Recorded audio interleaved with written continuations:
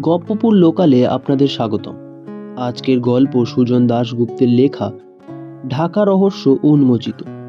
সুজন দাশগুপ্ত জন্মগ্রহণ করেন 1942 সালে এই কলকাতায় আর মৃত্যুবরণ করেন 18 জানুয়ারি 2023 সালে 80 বছর বয়সে। শেষ জীবনে আমেরিকার নাগরিকত্ব তিনি নিয়েছিলেন। তিনি পড়াশোনা করেছেন মাতৃশিক্ষায়তন ও পরে যাদবপুর বিশ্ববিদ্যালয়। পেশায় একজন লেখক ও অধ্যাপক।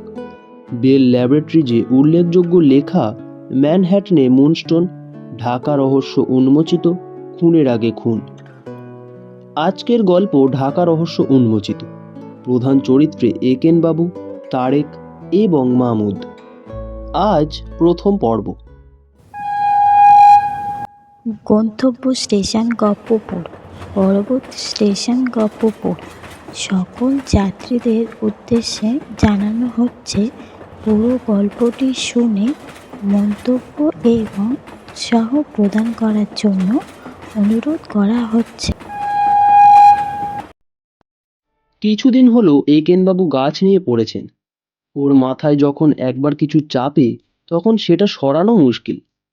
আমাদের অ্যাপার্টমেন্টে লাগোয়া একটি ছোট বারান্দা আছে। সেখানে দুটো চেয়ার কোনো মতে বসানো যায়। অবশ্য বারান্দায় বসে মনোহর কিছু দেখা যায় না ঠিকই, তবে সামনের রাস্তা দিয়ে গাড়ি টাড়ি প্রচুর চলে। আর যেহেতু আমরা নিউ ইয়র্ক ইউনিভার্সিটির কাছে থাকি, ছাত্রছাত্রীদের ভিড় সবসময় লেগে থাকে। কেউ হাঁটে, কেউ জগিং করে। রাস্তার পাশে একটা স্টারবাক কফি শপ আছে। তার সামনের চত্বরে চেয়ার টেবিল সাজানো। সেখানে দু একজন বসে থাকে ল্যাপটপ খুলে। বেশিরভাগই হাত পা ছড়িয়ে কফি, এসপ্রেসো, মোচা লাতে, বেগেল ইত্যাদি খায় আর প্রচণ্ড হইচই করে। আটতলার উপরে বসে সেসব দেখতে মন্দ লাগে না। এখন আর সেটা সম্ভব নয়। একেনবাবু বারান্দায় গোটা 15 ফুলের টব বসিয়েছেন। বই ঘেটে ঘেটে নানান গাছগুলোর নানান তদারকি চলছে। বাগান সম্পর্কে আমার চিরদিনের ধারণা মাটি কুপিয়ে বীজ বা চারা লাগানো, মাঝে মধ্যে গোবর সার জাতীয় কিছু দেওয়া। আজকাল আরও হরেক রকমের কেমিক্যাল সার বেরিয়েছে জানি, কিন্তু তা কতটা ব্যবহার করতে হবে, কখন দিতে হবে, কোন গাছে দিতে হবে, সে সম্পর্কে আমার কোনো ধারণাই নেই। কিন্তু একেনবাবুকে বইয়ের পাতা ঘন ঘন উল্টে সাদা, খয়েরি, নীল, সবুজ নানা রঙের দানা মেপে মেপে টবের উপর ফেলতে দেখে মনে হলো এর থেকে কেমিস্ট্রির এক্সপেরিমেন্টও সহজ। প্রমোদকে একদিন সেটা বলতে ও খ্যাক করে খেঁকিয়ে উঠল। রাখতো তো রেকেন বাবুর বারান্দা বাগান, এখনো পর্যন্ত একটা ফুলও চোখে দেখলাম না। এদিকে বারান্দা যাওয়ার জো নেই। দেবো একদিন সবকিছু ফেলে। একেনবাবুর ডিফেন্স হচ্ছে, ফুল ফোটার সময় এখনো আসেনি, আমাদের আরেকটু ধৈর্য ধরতে হবে। তবে উনি যে একটু উদ্বিগ্ন সেটা বুঝলাম। একদিন বলেই ফেললেন, সূর্যের আলো বেশি আসছে না স্যার বারান্দায়? প্রমোদ সামনে ছিল, বলল, তা আপনি কি করতে বলেন? বারান্দাকে ঘুরিয়ে আপনি পূর্বমুখী করে দেবো? এদিকে যে আলো বেশি আসে না সেটা তো 2 বছর ধরে দেখছেন। তাহলে কি বাগানের এক্সপার্ট হলেন? ফুল আসবেই, তবে কি না পুরো পোটেনশিয়ালটা রিয়েলাইজ হবে না? আর্টিফিশিয়াল লাইট লাগাবো, তবে ইলেকট্রিসিটি বিলটা কি আপনি দেবেন? শেয়ার করুন স্যার বলে বায়না ধরবেন না তো? ইনফ্যাক্ট বারান্দাটা তো আমরা কেউ ব্যবহার করতে পারছি না। বাপি বরং বারান্দার এরিয়াটা ক্যালকুলেট করে আপনার ভাড়ার শেয়ারটা বাড়িয়ে দিক। প্রমোদ সত্যিই একেনবাবুর পেছনে লাগতে পারে। কি যে বলেন স্যার, এই ফুলগুলো যখন ফুটতে শুরু করবে কীরকম শোভা হবে বলুন তো? আমি জানি ম্যাডাম ফ্রান্সিসকা ফুল ভালোবাসেন। ফ্রান্সিসকা প্রমোদের গার্লফ্রেন্ড। যদিও প্রমোদ গার্লফ্রেন্ড কথাটা শুনলে তেলে বেগুন হয়ে যায়। জাস্ট ফ্রেন্ড, আগে আবার বিশেষণ যোগ করতে হবে কেন? যাজ্ঞে ওসব কথা। একেনবাবুর এই গার্ডেন প্রজেক্ট যে পর্বতের মুশিক প্রসব, সেটা আমরা দুজনেই আজ করছি।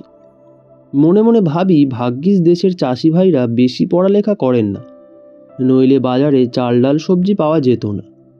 আজ সকালে একেনবাবু আর প্রমোদ দুজনেই বেরিয়েছে। একেনবাবুকে গাছের জন্য একটা ওষুধ কিনতে হবে। একটা গাছের পাতায় লিফ মাইনর না কি একটা অসুখ হয়েছে। ভদ্রলোক সত্যিই খেপে গেছেন। এমনিতে হাড় কিপ্পন, কিন্তু গাছের পেছনে যা খরচা করেছেন তা দিয়ে উনি স্বচ্ছন্দে ওর পুরনো অল ওয়েদার কোটটি বিসর্জন দিয়ে একটা নতুন কোট কিনতে পারতেন। কি আর করা, তবে ওরা যাওয়াতে আমার সুবিধা হয়েছে। আজকে খুব রিল্যাক্স করে রবীন্দ্রসঙ্গীত শুনবো আর নিউ ইয়র্ক টাইমস পড়ব। গত 2 সপ্তাহ ধরে খাতা দেখা আর একটা রিসার্চ পেপার লেখার চাপে গা ছেড়ে জীবনটা উপভোগ করা হয়নি। কিন্তু সেটা হবার কি আর জো আছে? ডিং ডিং বেল বেজে উঠল। দরজা খুলে দেখি তারেক আলী। বুঝলেন বাপি দাদা, বাংলা ভাষা আর সংস্কৃতিকে বাঁচিয়ে রাখবে আমাদের বাংলাদেশ, আপনাদের পশ্চিমবঙ্গ নয়। কি খবর, কেমন আছেন দূরে থাক, হ্যালো পর্যন্ত নয়। প্রথমেই একটা যুদ্ধংদেহী ভাব। চট করে তারেকের পরিচয়টা দিয়ে নি। তারেক কমাস হলো আমাদের পাশের অ্যাপার্টমেন্টটা ভাড়া নিয়েছে। কোনো একটা আইটি ফার্মে কাজ করে, বাড়ি ঢাকাতে। কয়েক মাস হলো H1 ভিসা নিয়ে আমেরিকায় এসেছে। শুধু তারেক নয়, ওর সঙ্গে মাহমুদ বলে আরও একটি ছেলে এসেছে, এক কোম্পানিতে চাকরি নিয়ে।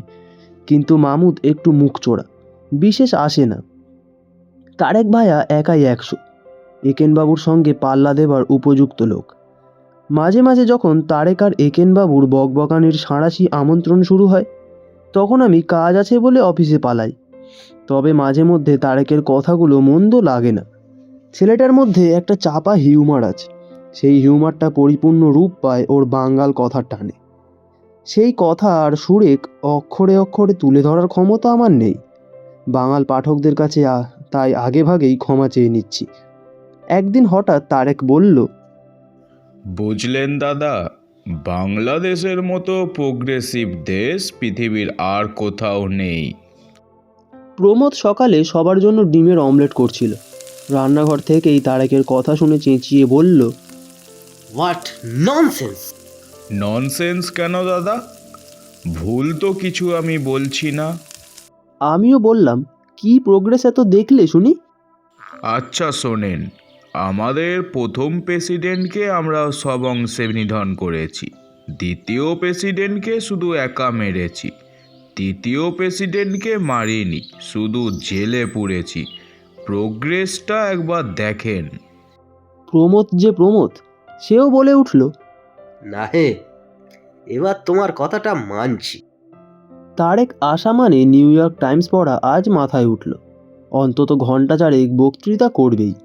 কিন্তু বাংলাদেশের ছেলে, 2 বাংলার মিলন ঘটাতে এসেছে, তাকে তো তাড়ানো যায় না। জিজ্ঞাসা করলাম, কফি খাবে? না দাদা, উত্তরটা কিন্তু দিলেন না। কথাটা আপনি মানেন? আমি জিজ্ঞাসা করলাম, কোন কথাটা? এই যে বাংলা ভাষা আর সংস্কৃতিকে বাঁচিয়ে রাখার কথা। তোমার এই কথা বলার বেসিস কি? আপনারা, আমরা? হোয়াই? এই যে দাদা, আপনারা কথায় কথায় ইংরেজি শব্দ ব্যবহার করেন, যুক্তি অথবা কেন না বলে বললেন বেসিস আর ওয়াই। বাংলা যখন বলবেন তখন শুধু বাংলা বলবেন, ইংরেজি যখন শুধু ইংরেজি। কথাটা তারেক ভুল বলেনি। আমার অর্ধেক কথাতেই ইংরেজি শব্দ এসে যায়। ফ্র্যাঙ্কলি অনেক কথা বাংলাতে কি হবে সেটাই মাথায় আসে না। কিন্তু সাত সকালে তারেকের এই বক্তব্য আমি মানতে রাজি নই। ভাষা নিয়ে যুদ্ধ করছিস তো বেশ করছিস, কিন্তু তা বলে পশ্চিমবঙ্গের বাংলাকে বাংলাদেশি বাংলা হারিয়ে দেবে, এ আবার কি আবদার? বিশেষ করে যারা জলকে পানি বলে আর স্নানকে গোসল, তারা বাংলা নিয়ে মাতব্বরি করবে কেন? কিন্তু ওটা একটু ডেলিকেট সাবজেক্ট, তাই বললাম, দ্যাটস লাইক, ভাষা তো চুপচাপ এক জায়গায় বসে থাকে না, প্রয়োজনে বদলায়। ইংরাজিতেও তো অনেক অন্যান্য ভাষা এসেছে। কিন্তু তা বলে দাদা ওয়াইকে বাংলা নিয়ে আসবেন? কিটা কি দোষ করলো? তোমরাও তো বাপু দিদিকে আপা বলো, পিসিনা মাসিকে বলো বুয়া। আপনি দাদা রেগে তক্ক করছেন। সত্যি ভেবে দেখুন, গান বলুন, নাটক বলুন, সিনেমা বলুন, বাংলাদেশের সঙ্গে কি আপনারা পেরে উঠছেন? গানে তোমরা এগিয়ে আছো? আছি দাদা। বার করুন একজন রেজওয়ানা চৌধুরী বন্যা। স্যাম্পেল অফ 1 দিয়ে তুমি তোমার থিওরি প্রুফ করতে চাও? তা নয় দাদা, আপনারা তো আমাদের অন্য আর্টিস্টদের গান শোনেন না, বন্যাই এখানে আসেন, সেটাই শোনেন। তারপর দেখুন নাটক বা টেলিফিল্ম। অপি করিমের মতো বুদ্ধিদীপ্ত নায়িকা আপনাদের টিভিতে কেউ আছে? তিশা, মৌসুমী বা বিপাশা, হায়াতের মতো সুন্দরী? যাদের কথা বলছো তাদের কাউকেই দেখিনি। তাহলে বলি, দেখুন দাদা, দেখলে আপনার চোখ জুড়োবে। আর আমার সঙ্গে তর্ক করবেন না। তুমি পশ্চিমবঙ্গের সব অ্যাক্টর অ্যাক্ট্রেসদের দেখেছো? আলবাত দাদা, নইলে তুলনামূলক বিচার করব কি করে? পশ্চিমবঙ্গের লেখকদের লেখা আমরা পড়ি, সিনেমা দেখি, সাপ্তাহিক মাসিক পত্রিকাগুলোও পড়ি। সেগুলো তো সংস্কৃতি বাঁচিয়ে রাখার একটা অঙ্গ। এবার আপনি বলুন, বাংলাদেশের কি বই আপনি পড়েছেন? দেখো বাবু, আমি ফিজিক্সের বই শেষ করারই সময় পাই না। বাংলা সাহিত্য তো অনেক দূরের কথা। তাই তো বলছি দাদা, বাংলাকে বাংলাদেশই বাঁচিয়ে রাখবে। লাকিলি এই সময় একেনবাবু ঢুকলেন। এই যে স্যার, কি মনে করে? এই দাদার সঙ্গে একটু গল্প করতে এসেছি। বাপু, সত্যি কথাটাই বলো না যে তর্ক জুড়তে এসেছো। কি যে বলেন দাদা, তর্ক নয়, একটু আলোচনা। কি নিয়ে আলোচনা স্যার? বলুন, একটু শুনি। আমি বলছিলাম বাংলা সংস্কৃতিকে বাঁচিয়ে রাখবে বাংলাদেশ, পশ্চিমবঙ্গ নয়। কিন্তু দাদা মানতে রাজি নন। কেন স্যার? আপনি তারেকের পক্ষ নিচ্ছেন? পক্ষ নিচ্ছি না স্যার, আপনার পজিশনটা বুঝতে চাচ্ছি। আমার কোনো পজিশনই নেই এইসবে সময় নষ্ট করা। এইটে দাদা ঠিক বলেছেন। আপনারা যারা পশ্চিমবঙ্গের বুদ্ধিজীবী, তারা বাংলা নিয়ে সময় নষ্ট করছেন না বলেই বাংলা ভাষা পশ্চিমবঙ্গে ধ্বংস হবে। চুকে যাবে, এখন তো হিন্দি আর ইংরাজিরই যুগ। তা হোক দাদা, কিন্তু একেনবাবু যে কাহিনীগুলো লিখছেন সেগুলো তো কেউ পড়বে না। এখনো কেউ পড়ে না? প্রমোদ কখন ঘরে ঢুকেছে আমি টেরও পাইনি। লোকে না জানে একেন বাবুকে, না জানে বাপিকে। কেন দাদা, আমি তো পড়েছি। প্রমোদ কাটা গায়ে নুনের ছিটে ওস্তাদ। বলল, তাই নাকি? কোত্থেকে? ওই যে আপনাদের একটা পত্রিকা বেরোয়, সুখী গৃহকোণ, সেইখানে। কোথায়? বাংলাদেশে যখন ছিলে? না না, বাপি দাদা পড়তে দিয়েছিলেন। তাহলে মোট দুজন পড়ছো, বাপি নিজে আর তুমি। কারণ আমি তো পড়িনি, একেন বাবুও না। কি যে বলেন প্রমোদদা, মামুদও পড়েছে। তাহলে তিনজন। তবে জিজ্ঞাসা করে দেখো পুরোটা পড়েছে কিনা, কারণ বাপির লেখাটা কয়েক পাতা পড়লেই ঝুলে যায়। আমি বিরক্ত হয়ে বললাম, তুই থামবি? একেনবাবু আমার পক্ষ নিয়ে বললেন, কি যে বলেন স্যার, সুখী গৃহকোণ তো এখন অনেক সেল হয়। সে নিয়ে তো আমি প্রশ্ন তুলছি না। ডিকশনারি তো প্রচুর বিক্রি হয়, আপনিও তো কিনেছেন একটা। কোন দিন ব্যবহার করেছেন? প্রমথর পাঞ্চগুলো একেবারে র্যান্ডম। সত্যি কোনো বানান জানতে হলে একেনবাবু প্রথমে প্রমোদকেই জিজ্ঞাসা করেন, না থাকলে আমাকে জিজ্ঞাসা করেন। ডিকশনারিটা বহুদিন ধরেই তাকের উপর অবহেলিত হয়ে পড়ে আছে। বই কিনলেই যদি পড়া হয়ে যেত, তাহলে এতগুলো ছাত্রছাত্রী প্রতি বছর ফেল করতো না। এই রকম অদ্ভুত যুক্তির সঙ্গে পাল্লা দেওয়া কঠিন। তারপরও প্রসঙ্গটা যখন আমার লেখা নিয়ে, আমি এ নিয়ে উচ্চবাচ্য করলাম না। তবে প্রসঙ্গটা তারেকেই পাল্টানো। বলল, আসলে আমি এসেছিলাম একেনবাবুর কাছে। আমার কাছে স্যার? কি ব্যাপার? মামুদকে নিয়ে একটা সমস্যা হয়েছে। কি সমস্যা? বলছি। তারপর আমার দিকে তাকিয়ে বলল, দাদা, তাহলে ওই কফিটা বানান, খেতে খেতে বলি। কফি খেতে খেতে তারেক যা বলল সেটা হলো, মামুদ কয়েকদিন হলো খুব ডিপ্রেসড হয়ে আছে। মামুদ এমনিতে কথাবার্তা কমই বলে, তবে এ কদিন দুই একটা হাঁ হু ছাড়া আর কিছুই বলেনি। শেষে তারেকের পেড়াপেড়িতে ও জানিয়েছে দেশ থেকে একটা চিঠি পেয়ে ওর সন্দেহ হচ্ছে যে 5 মাস আগে ওর বাবার মৃত্যুটার মধ্যে হয়তো কোনো রহস্য আছে। ওটা স্বাভাবিক মৃত্যু নয়। তারেক যখন জিজ্ঞাসা করেছে কার চিঠি, মামুদ উত্তর দিয়েছে চিঠিটা ওর বাবারই লেখা, এসেছে বাবার অ্যাটর্নির কাছ থেকে। যাই হোক, তারেক বিশেষ কিছু জানতে চায়নি, কিন্তু মামুদকে বলেছে যে ও একবার একেন বাবুর সঙ্গে কথা বলে দেখুক, তিনি হয়তো এ বিষয়ে একটা মতামত দিতে পারবেন। মামুদ প্রথমে উৎসাহ দেখায়নি, বোধহয় ওর সমস্যা নিয়ে আর কাউকে বিব্রত করতে চায়নি, কিন্তু পরে রাজি হয়েছে। কিন্তু নিজে এ নিয়ে অনুরোধ করতে অস্বস্তি বোধ করছে। তাই তারেক এসেছে একেনবাবু মামুদের সঙ্গে কথা বলাতে রাজি হবে কি না জানতে। একেনবাবু সব শুনে বললেন, কি আশ্চর্য স্যার, এটা কি কোনো কথার কথা? খানিক বাদে তারেক মামুদকে নিয়ে এলো। তারেক ভুল বলেনি, মামুদের চেহারা দেখে বোঝা যায় ওর মনের ওপর দিয়ে একটা ঝড় চলছে। ঘরে প্রায় নিঃশব্দে ঢুকে সোফার কোণে চুপ করে বসলো। এমনিতেই যতবার ও এসেছে দু একবার বেশি কথা বলেনি। ওকে কথা বলানো মানে প্রশ্ন করা আর তার উত্তরে হ্যাঁ বা না শোনা। আজ যদিও নিজের তাগিদেই এসেছে কথা বলার জন্য, কিন্তু স্বভাববচিত সংকোচ কাটিয়ে উঠতে পারছে না। এমনিতে ও ব্যাপারটা কতটা বলতে পারবে আমার সন্দেহ ছিল, কিন্তু তারেক এবং একেনবাবু যখন আছেন তখন প্রশ্নের কিছু কমতি হবে না। সুতরাং তথ্য উদ্ঘাটন চট করে না হলেও সেটা যে হবে সে বিষয়ে কোনো সন্দেহ নেই। আমরা সবাই চুপ করে আছি। নিস্তব্ধতা একেনবাবুই ভাঙলেন।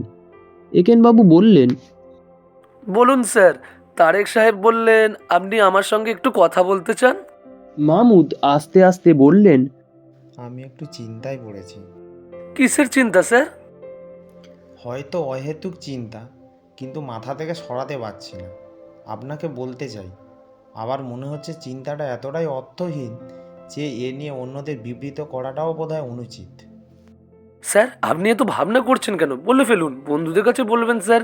এ নিয়ে এত সংকোচ কেন? সংকোচ ঠিক নয়, আসলে ব্যাপারটা হয়তো কিছুই নয়। বলে ফেলুন স্যার। তারেক সাহেব বলছিলেন একটা চিঠির কথা, তাদের নাকি কিছু একটা খবর আছে। চিঠির কথাটা ঠিকই বলেছেন তারেক। আমার বাবা একটা চিঠি আনোয়ার চাচা, মানে বাবার অ্যাটর্নির কাছে রেখে যান বাবার মৃত্যুর পর আমাকে দেওয়ার জন্য। চিঠিতে বাবা লিখেছিলেন যে উনি আশঙ্কা করেছেন যে ওর হঠাৎ মৃত্যু হতে পারে। এই কথাটা আমাকে প্রচণ্ডভাবে বিচলিত করেছিল। কেন কথাটা উনি লিখলেন? এই চিঠির ব্যাপারে আপনি আগে কিছু জানতেন না স্যার? না, বাবা আমায় কিছুই বলে যায়নি। আপনার বাবা কতদিন আগে মারা গেছেন? আমি এদেশে আসার মাস দুয়েক আগে, তা মাস পাঁচেক হয়েছে। আপনার আনোয়ার চাচা এতদিন চিঠিটা দেননি কেন স্যার? আনোয়ার চাচা নিজে বেশ কয়েকবার মরণাপন্ন অসুস্থ ছিলেন। কিছুদিন হলো আবার কাজকর্ম শুরু করেছেন। উনি লিখেছেন চিঠিটার কথা উনি ভুলে গিয়েছিলেন, হঠাৎ ফাইল ঘাঁটতে ঘাঁটতে ওর নজরে এসেছে। আইসি। তা আপনি এত বিচলিত হচ্ছেন কেন স্যার? ওর মৃত্যুটা কি অস্বাভাবিকভাবে হয়েছিল? সেটা নিয়েই ভাবছি। বাবা মারা যান একটা পার্টি চলাকালীন, হঠাৎ হার্ট অ্যাটাক ওর মৃত্যু হয়। আপনার বাবার হার্টের কোনো প্রবলেম ছিল? তা ছিল, বাবার হার্ট বরাবরই খারাপ। বছর তিনেক আগে ওই টিবনো বাইপাস হয় আপনাদের মুম্বাইয়ের এক হসপিটালে, কিন্তু তারপর থেকে উনি ভালোই ছিলেন, খুব সাবধানে নিয়ম মতো চলতেন। তবে নিয়ম মেনে চললেও প্রবলেম তো হতেই পারে। তাহলে আপনার সন্দেহ জাগছে কেন স্যার? তাই তো বলছি যে চিন্তাটা মনে হয় অহেতুক। তাছাড়া পার্টিতে আমার খালু ছিলেন, যিনি পুলিশের সাবেক ডিআইজি। সাব ডিআইজিটা কি? প্রমথর প্রশ্ন, আর তারেক বিশদ করল। সব নয় দাদা, সাবেক মানে প্রাক্তন। একেনবাবু প্রশ্ন করলেন, আর খালু? মেসো মশাই। সরি স্যার, বলুন। তিনি অবশ্য অস্বাভাবিক কিছু দেখেননি। তাছাড়া বাবার কাছের মানুষ আরও অনেক ছিলেন, তাদেরও কেউ কোনো রহস্য এদের মধ্যে দেখেনি, নইলে কানঘুষু শুনতাম। বাবার পানীয়টাও পুলিশ পরীক্ষা করেছিলেন, কিছুই পায়নি। দাঁড়ান।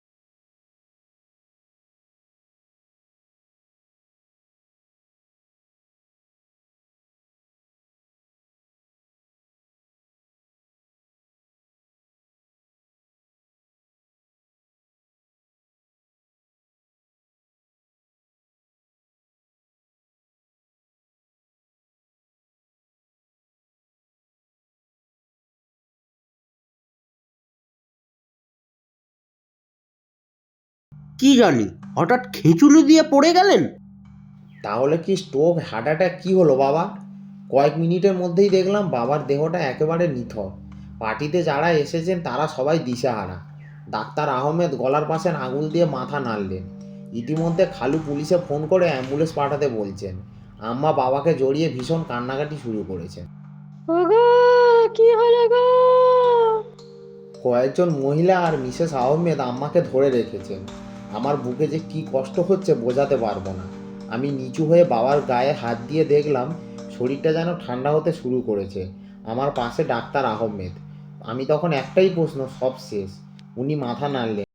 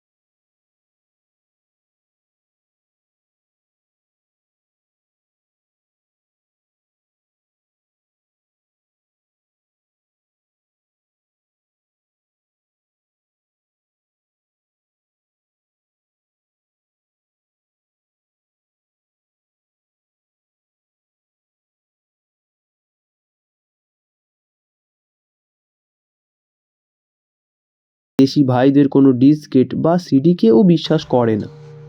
আমাদের সবার কম্পিউটারেই নাকি ভাইরাসে জর্জরিত, আর আমরা সেটা জানিও না। তবে আজকে ওর নিজের একটা আগ্রহ ছিল বলেই বের করে দিল, কিন্তু তার আগে ধমকের সুরে বলল, ভাইরাস নাইরাস নেই তো মামুত, তোমাদের দেশে তো ওগুলো কিলবিল কিলবিল করে। আমার কথাটা শুনে লজ্জা লাগলো। বললাম, কি বলছিস জাতা? কেন, কথাটা ভুল বললাম কি তারেক? ভুল বললাম কি কথাটা আমি? তারেক অতিশয় ভদ্র ছেলে, বলল, আরে না দাদা, ভুল বলবেন কেন? তবে মামুদের সিডিতে ওসব পাবেন না। কেন, মামুদকে ভাইরাসরা ভয় পায়? আমি বললাম, তুই চুপ করবি? মামুদ সিডি থেকে বেছে একটা ছবি বার করলো। পার্টির আয়োজন যখন শুরু হচ্ছে সেই সময়কার ছবি। টেবিল আর চেয়ারগুলো পাতা হয়েছে টেনিস কোর্টে। প্রতিটা টেবিলে সবুজ রঙের চাদর পাতা, আর তার ওপর বড় সাদা ফুলদানি। সেখানে সেখানে রং বেরঙের একগাছা করে ফুল। আপনার বাবা কোন টেবিলে বসেছিলেন স্যার? মামুদ দেখালো টেবিলটা। ওটা গাড়ির বারান্দা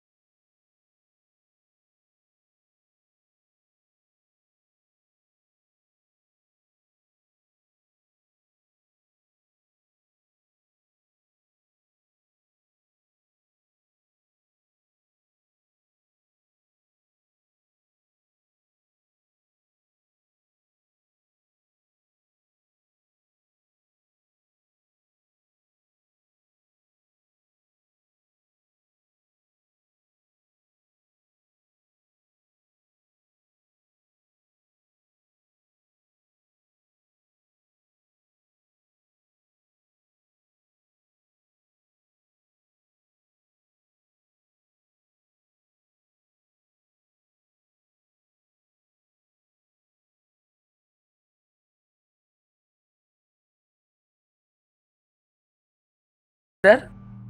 শেষ হলো আজকের পর্ব। সুজন দাশগুপ্তের লেখা ঢাকা রহস্য উন্মোচিত। একেনবাবুর চরিত্রে রণজয় রায়চৌধুরী, প্রমথের চরিত্রে পলরব, তারেকের চরিত্রে সুতীর্থ দাস, মামুদের চরিত্রে অভিরাজ আশিস, অন্যান্য চরিত্রে শ্রেয়া, পলরব ও জয়া। গল্প পাঠে আমি শুভ, নাট্যরূপ ও সমগ্র পরিচালনায় পলরব, ধ্বনি পরিকল্পনা ও পোস্টার ডিজাইন রিতম পাল। আগামী সপ্তাহে ঠিক সোমবার ভারতীয় সময় রাত্রি 9:24 এবং বাংলাদেশীয় সময় রাত্রি 9:54 আরও একটি গল্প নিয়ে হাজির হবে গপ্পপুর লোকাল।